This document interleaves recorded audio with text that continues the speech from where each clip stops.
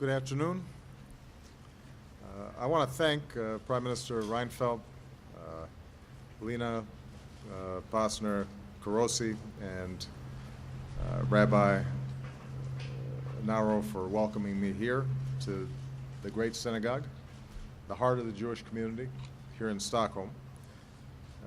This evening is the first night of the Jewish high holidays, Rosh Hashanah.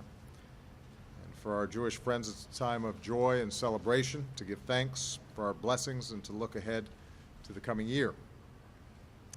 So to all our Jewish friends here in Sweden, in the United States, and around the world, especially in Israel, I want to wish you and your families a sweet and happy New Year.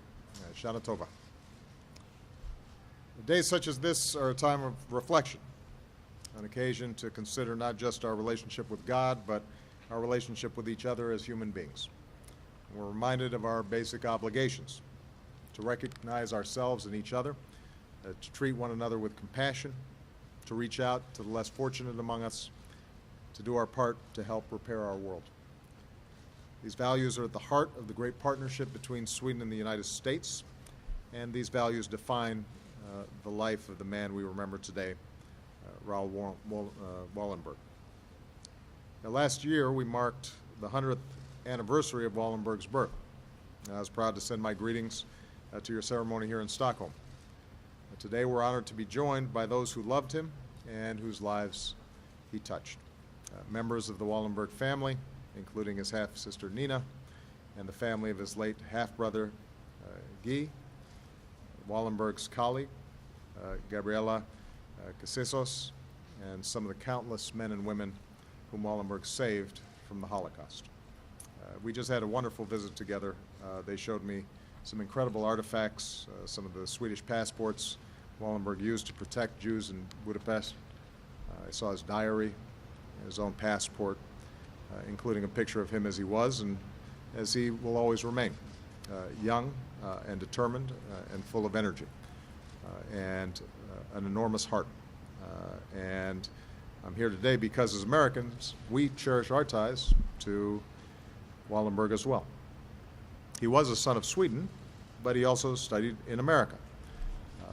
I know he spent most of his time in Ann Arbor, but my understanding is he spent some time in my hometown of Chicago as well.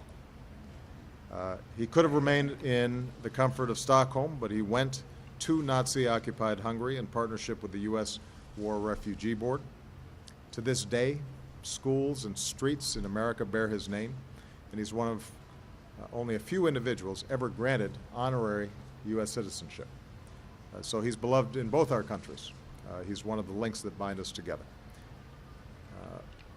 Wallenberg's life is a challenge to us all, to live those virtues of empathy and compassion, even when it's hard, even when it involves great risk. He came from a prominent family, but he chose to help the most vulnerable.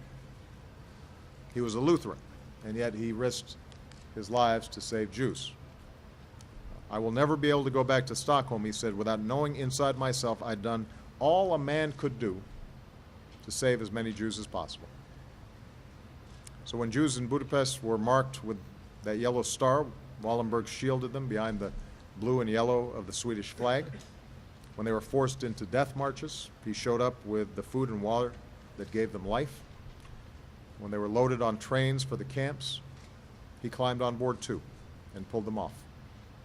He lived out one of the most important mitzvahs, most important commandments in the Jewish tradition: to redeem a captive, to save a life. The belief that when a neighbor is suffering, we cannot stand idly by. And because he refused to stand by, Wallenberg reminds us of our power when we choose not simply to bear witness, but also to act. The tens of thousands he saved from the camps, the estimated 100,000 Jews of Budapest who survived the war in no small measure because of this man and those like Gabriela who risked their lives as well.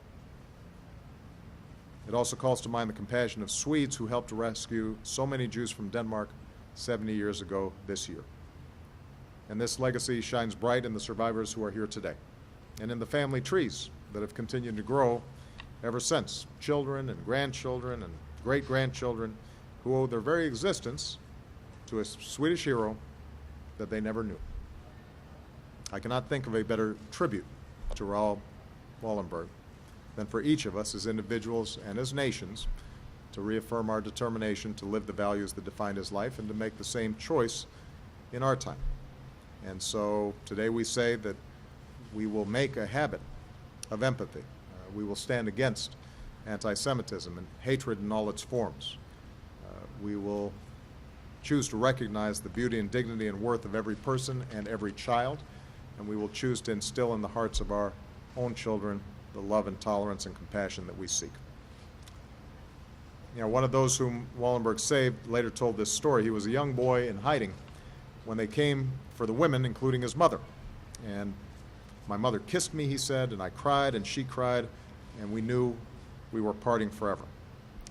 But then 2 or 3 hours later, to my amazement, my mother returned with the other women, and it seemed like a mirage, a miracle. My mother was there, she was alive, and she was hugging me and kissing me, and she said one word, Wallenberg.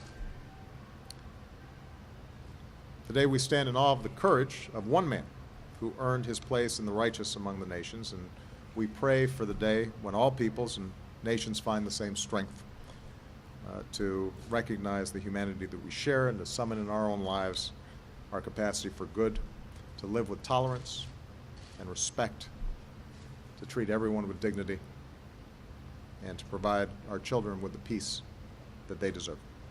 So thank you very much. It is a great honor to be here today. And on behalf of the American people, we want to say to the Wallenberg family how truly inspired and grateful we are for all that he did. Thank you.